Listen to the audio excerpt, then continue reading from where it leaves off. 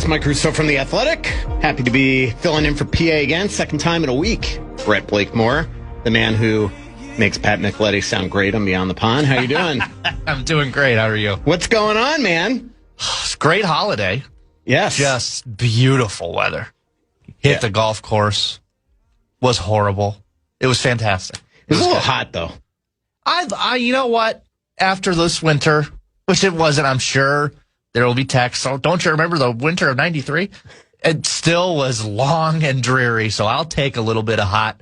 I probably still smell like sunscreen, and that's okay with me. Sunday, I drove to and from Milwaukee just for the day. Helped a friend move.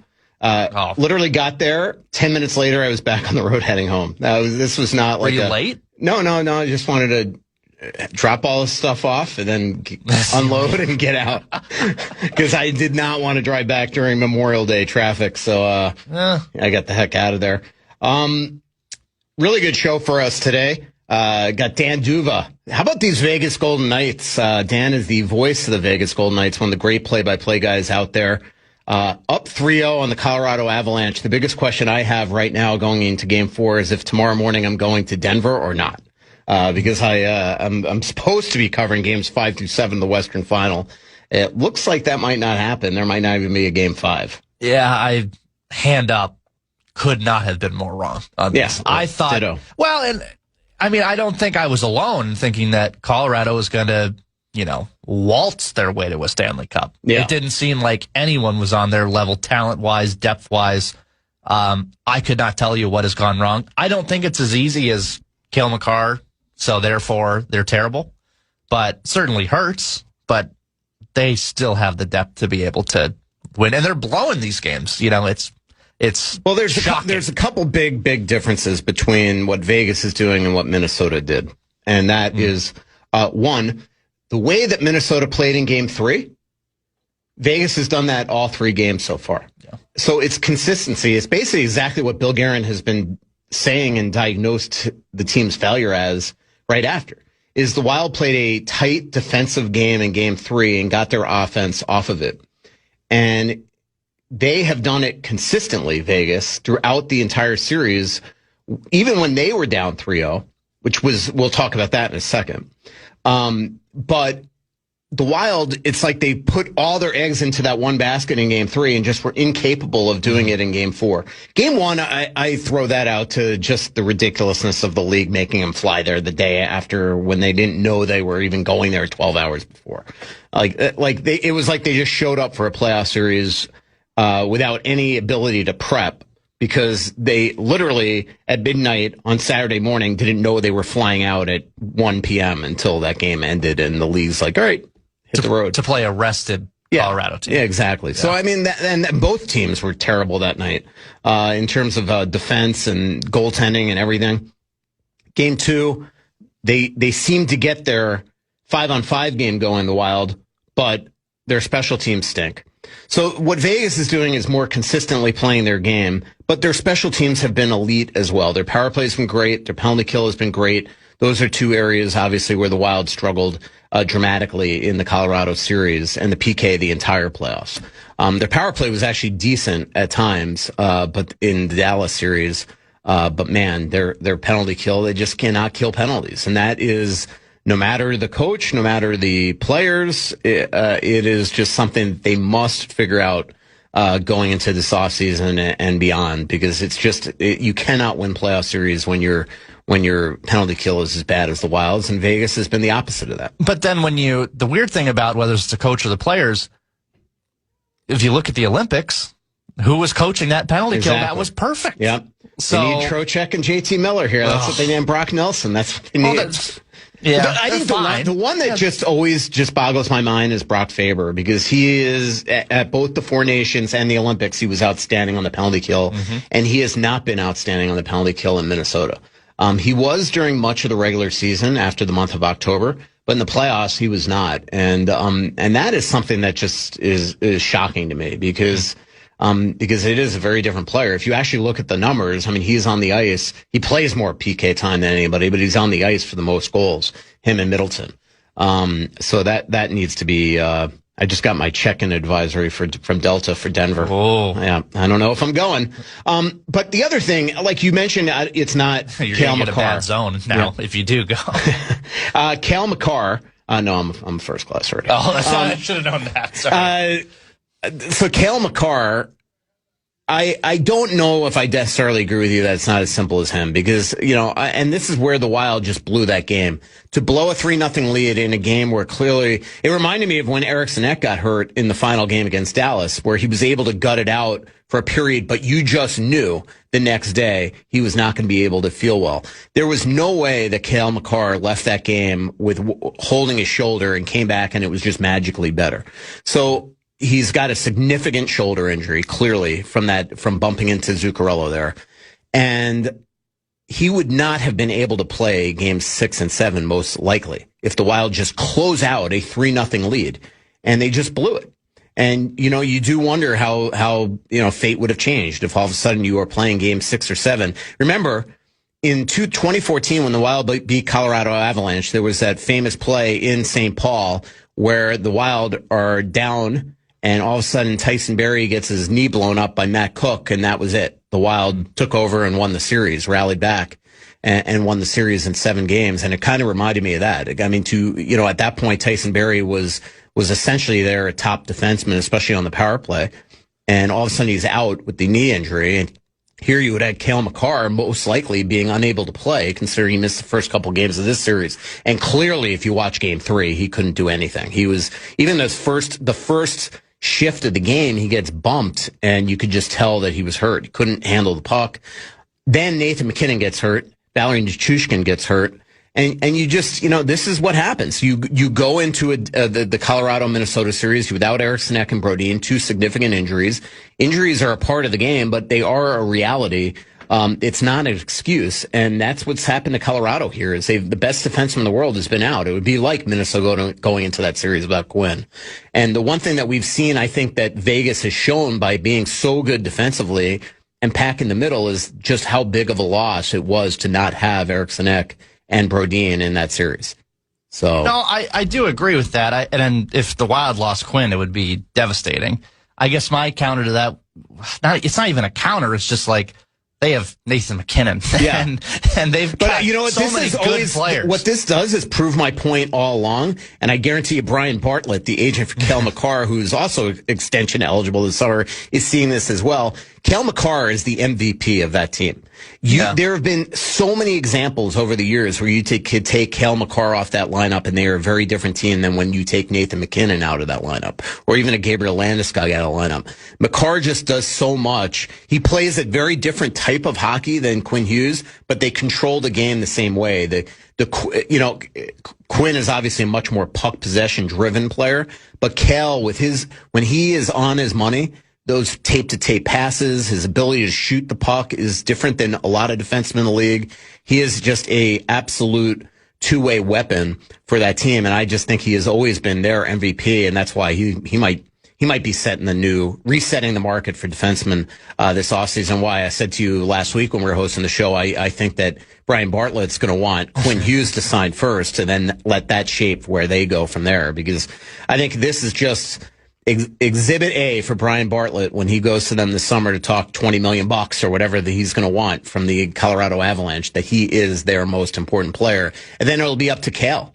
It'll be up to Cale. Does he want to do what Connor McDavid and Jack Eichel and Kyle Connor and Adrian Kempe and all those guys did and take less to be accommodating and make sure they could build a team around? Or is he going to want his bag of money? Yeah, well, now you've got me thinking about Quinn and because I think the number that was tossed around was 14, 15 for him. I mean, I'm not an elite capologist mind, but you've got Kirill on 18 that kicks in this coming year, and you're going to have Quinn that kicks in the following year. I get we've got Boldy on a bargain of all bargains for the next 4 years, but that's a lot of money to not, if we want to go get a big fish. I mean, is that even feasible to go get a big fish if you sign? Well, we'll talk to Matt Sells about that, the Wild assistant GM and capologist. He'll be coming up here later in the hour. we'll definitely ask him those questions and about the 8 free agents that the Wild have and all that type of stuff. And then Dan Duva, as I mentioned, is coming on with the Vegas Golden Knights, the voice of the Golden Knights. We have Kevin Gorg and Joe O'Donnell in studio during the 10 o'clock hour. Dane Mizutani from the Pioneer Press in studio during the 11 o'clock hour. And Eric Johnson, the great ESPN analyst. I did a feature on him a couple weeks ago in The Athletic, the former Gopher, Stanley Cup champion, horse racing, thoroughbred owner. He's an absolute star in the making on television. He'll be coming on out. He made some news on this Pat McAfee show last week, maybe even the day that we were on or the day after, about him saying that his hot take is that at some point in the next 3 years, Austin Matthews or Connor McDavid are going to be on the Minnesota Wild. So we'll ask him about that. Before we go to break, though, I teased that I wanted to talk to you about the 3-0. You know, that being the difference here, it was almost eerie how Colorado rallies back from 3-0 down to beat the Wild in the elimination game. And then last game, they blow the 3-0 lead. And I joked with you, as a preposterous statement, but it wasn't even really a joke, that the Wild almost took that 3-0 lead way too early, that you gave Colorado way too much time. I mean, Nathan McKinnon has said it. If we're going to be down a lot, we want it to be early because it gives them all that time in the world. And you could tell that game changed. And the same exact thing happened to them. It's totally different thing if you take that 3-0 lead like late in the second. But if you're up 3-0, first period, and next thing you know, you just melt down and they're in the second. And it was really coincidental the way that essentially what happened to Minnesota happened to Colorado last game, just not an elimination game. But 2 times in the Cap era, a President's Trophy team has won the Stanley Cup, and it looks like that is going to go down in flames again. Even in Game 1, a very similar situation happened with Vegas, where they got up early and the Avs started coming back. And it was almost the exact, they score with an extra attacker with an empty net. But then Vegas managed to get that empty net sealer, which the Wild could have very easily done. Yeah. So it's very eerie of all of these leads that are kind of getting blown. So no lead is safe. Well, that is the league now. It's a new 2-0 lead. It's now 3-0 in the NHL. We'll talk to Gordy about that in the 10 o'clock hour. I'm sure he'll love that conversation. So as I mentioned, when we come back, Vegas Golden Knights up 3-0. Have a chance to close out their series tonight and keep me from getting on a plane to Denver tomorrow. Or fingers crossed on that. Dan Duva, the voice of the Golden Knights, will be coming up after the break. This is Michael Russo from The Athletic. We'll be back here on The Fan. It's Michael Russo on The Fan. Medical bills piling up. Insurance. Mike Russo from The Athletic, back here on The Fan. Matt Sells still to come, the Wild assistant general manager. Eric Johnson still to come, former Stanley Cup champion.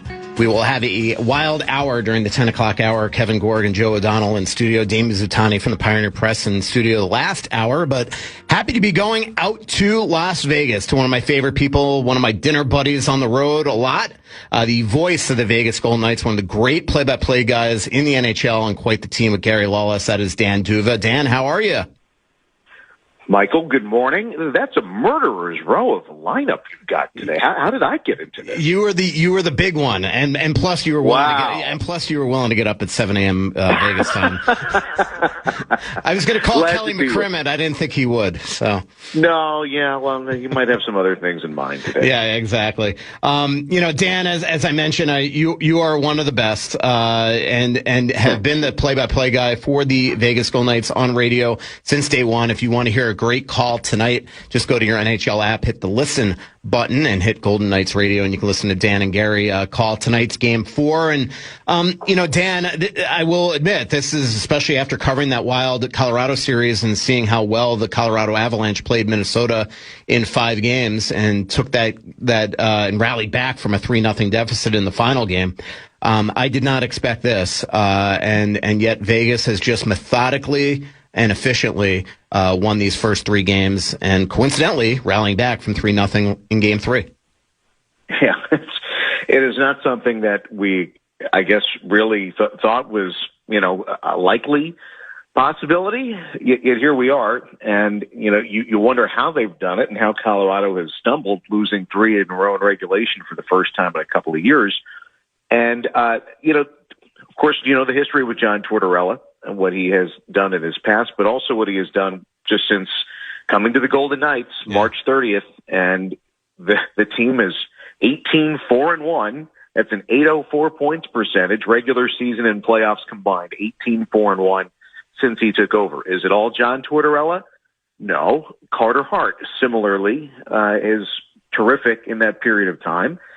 He is 17-4 with a .923 save percentage at a .213 goals against average since he returned from injury back on April the 2nd. So it's not perfectly in line with Tortorella's record, but it's pretty close. He started 18 games in a row, and that stretch of 18 began in Denver with a 3-2 overtime victory late in the regular season. So the stars have aligned. They're healthy. You know, Mark Stone missed 5 games, but other than that, Jeremy Lauzon has been out since Game 6. He got slashed by Logan Cooley in Game 6 of the first round. But other than that, I mean, you got Riley Smith and Brandon Saad sitting in the press box. So it's pretty incredible that this has happened, and they've continued to get better. It is thoroughly impressive what they have done, and you know that they are patient, they are resilient, and it is very impressive. Yeah, you mentioned John. You know, I mean, obviously he has the history with Carter Hart from Philadelphia. How much do you think that has, though, at least even mentally, for Carter Hart's perspective, having comfort with the head coach, knowing the style of game that the head coach is going to put in front of him? We know how much that John demands the defensive structure, packing it in, blocking shots, and it just seems like they have meshed really, really well, the two of them. No doubt about it. And there's the X's and O's to it. And John Tortorella continues to insist that he's not changed much. He's not tweaked much. He has often pointed back to what Bruce Cassidy has accomplished with the Golden Knights, of course, Stanley Cup in his first season in 22-23. And I'll tell you the difference that I think is significant here. Bruce Cassidy is an incredibly smart and successful coach, great interview, and really a great rapport with yours truly. I thought he was just a terrific guy to talk to and learned a lot from him. Bruce would admit that he's not a cheerleader. That's just his nature. He's not a cheerleader. He'd admit it. John Tortorella is. He's going to be direct and firm and critical when needed, but after you have a good shift, he's going to pat you on the back and he's going to cheer you as well. And I think that if you go back to the time in Philadelphia where Carter Hart and Tortorella did spend time together, but then more importantly afterwards, Tortorella kept in touch with Carter Hart. And I interviewed Carter before the game in Seattle late in the regular season, again, right before he began the stretch of 18 starts in a row. And he talked about, some origin stories, how he got to be in the place that he is, people who supported him through the years, how he got to number 79, some great stuff from Carter. But he most importantly talked about how John Tortorella kept in touch with him over the last few years when they were no longer in the same organization, just to check up on him, see what he was doing, and all that sort of stuff. That you could tell, just not even in the words, just in the look of Carter's face, how much that meant to him, that contact with Tortorella. So now all of a sudden, here they are again, thrust in this situation. And yes, Carter joined the team back in the fall, but he's become the guy here. He's been healthy here, and it's lined up with Tort. So there's a comfort factor there. And like most head coaches who were not goalies, they don't talk too much to the goalies. They stay away because what are you going to say? You can't give them too much feedback. But Tortorella has said a few times, I make it a point, especially when he's been our best player, I'll go up to him and just let him know that that's what I think. And it seems to me that that's all a goalie needs, just a little bit of recognition, a pat on the back, and it seems to work for these two. So, yeah, the team blocks a ton of shots. John Stevens has been great. I mean, if you talk to any of the Knights defensemen, they'd rave about John Stevens. Tortorella has too, of course. So there's some of it's the structure, some of it's the mindset being more aggressive. But, I think it's a little bit of the cheerleading from Tortorella that's helped this entire group, and Carter Hart really excel. We're talking with Dan Duva, the voice, radio voice of the Vegas Golden Knights. Vegas on the verge of a third Stanley Cup final in 9 years. Amazing. Around the league, people keep waiting for this window to close, and it never seems to. Dan, obviously a bold management team with Kelly McCrimmon and George McPhee as a tandem. From your vantage point, what has been the secret sauce organizationally? They are always looking to improve the team right now. I know that sounds simple. They've approached this with an idea to keep all of their assets. Let's put it another way: not to waste any of their assets, and whether that's cap space or draft capital, they are always looking to find a way to improve the team. And of course, when you are in a salary cap world, you have to find ways to discover people. So that's, or take a chance. So, that was, of course, Carter Hart this year. You also have the benefit of taking players who, it didn't work someplace else, and it, their salaries or whatever it might be aren't what perhaps they deserve. And look at Brett Howden, for example. The Rangers had Brett Howden. They almost couldn't give him away. Kelly McCrimmon said, "I'm betting on the person," right? And here's Brett Howden with 10 goals. Pavel Dorofeev, who's going to be a restricted free agent, he's, one of the players who's been developed internally. And Caden Korczak is there too. While Dylan Coghlan had been with the Golden Knights for a few years to start his career, he was traded away in the Max Pacioretty salary cap dump, but they reacquired him.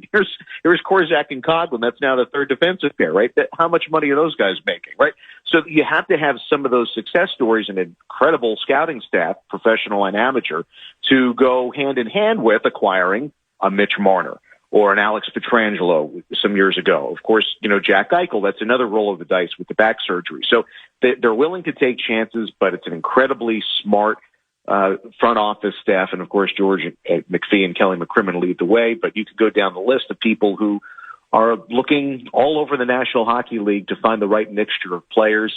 And they are willing to take chances. Bill Foley has instilled that mindset, and the goal is to win.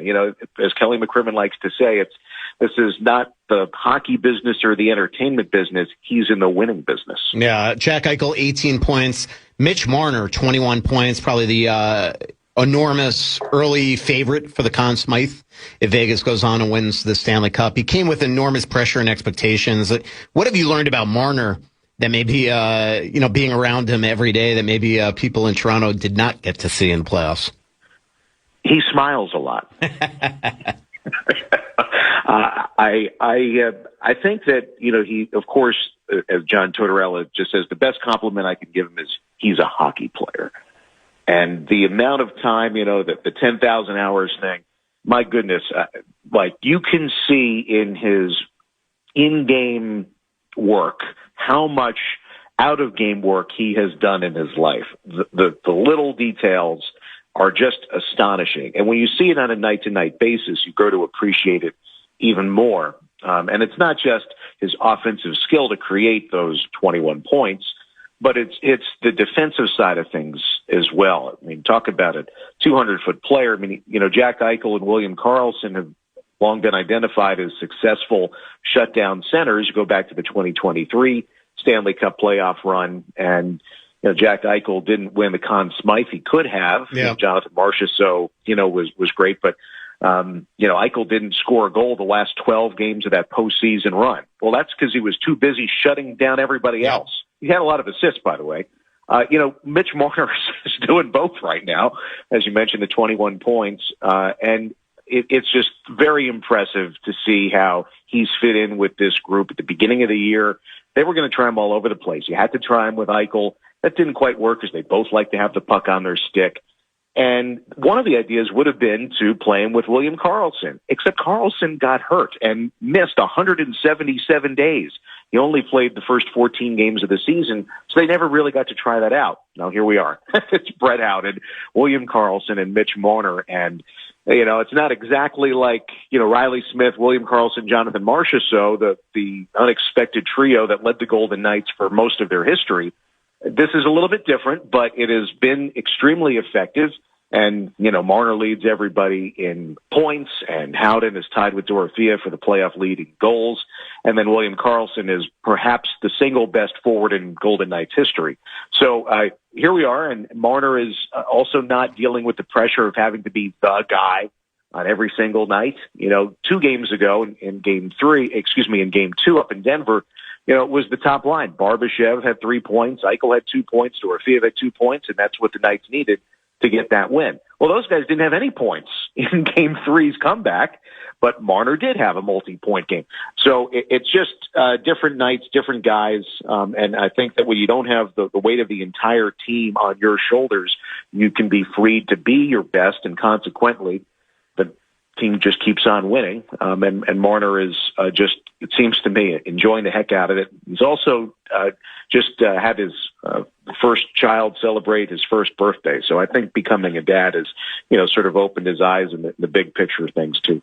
Dan, we do have to run, but I did want to ask you real quick about, all the work that you do in Chatham. And, I don't want to inundate you with emails and text messages from a bunch of young kids, but I mean, you really have paid it forward and have set the careers off for broadcasters and sports writers alike. You've put me in touch with a bunch of these kids to give them advice. How did this all start? And is there a way for people to essentially apply to work for you in the summer? Sure. Well, first of all, on the Twitter X account for me, the DMs are open. So anybody who's listening, you can just search me on Twitter and you feel free to send me a note there, or on LinkedIn. The Twitter is Dan_Duva, DAN_DUVA. Or you can find me on LinkedIn. Feel free to send a message if you'd like to inquire or feedback on your journalism and that sort of thing. But Cape Cod Baseball League, we thought, I played baseball in high school. My dad played baseball in college.